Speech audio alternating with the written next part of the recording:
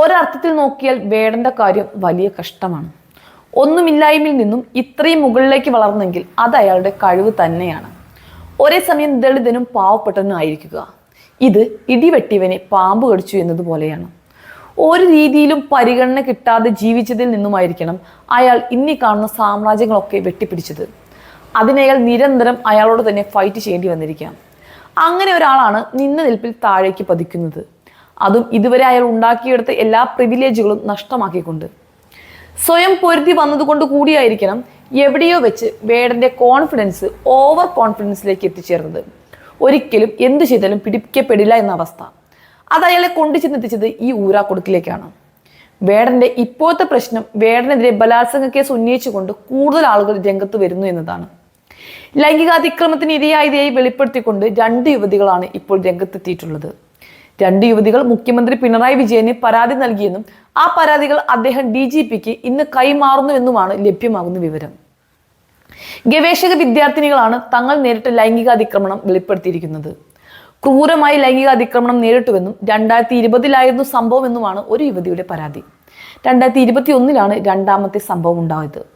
ഗവേഷണാവശ്യത്തിന് വിവരത്തിന് വേണ്ടി സമീപിച്ചപ്പോൾ അതിക്രമം നടത്തിയെന്നാണ് മറ്റൊരു വിദ്യാർത്ഥിനി പരാതിയിൽ പറയുന്നത്.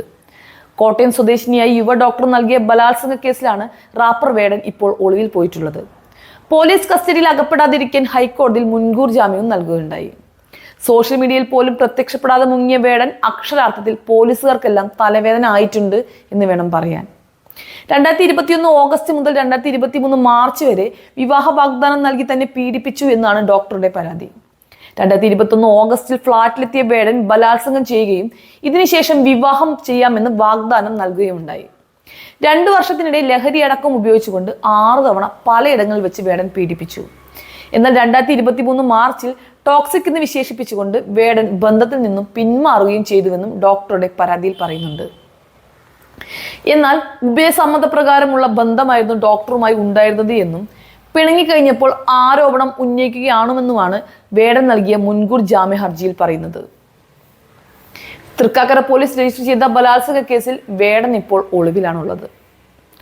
ഒരുപക്ഷെ ഇപ്പോൾ ഈ നടക്കുന്നതൊക്കെ ആരുടെയെങ്കിലും ഒക്കെ ബുദ്ധിയിൽ വിരിഞ്ഞ കാര്യങ്ങളായിരിക്കാം.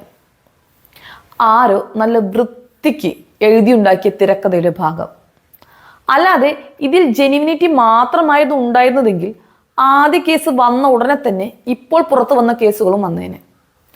തങ്ങളെ പീഡിപ്പിച്ച ഒരാൾ മറ്റൊരു പീഡന കേസിൽ പെട്ടു എന്നാവുമ്പോൾ താൻ കൂടി പ്രതികരിക്കുക എന്നത് കുറച്ചുകൂടി ഈസിയായ കാര്യമാണല്ലോ.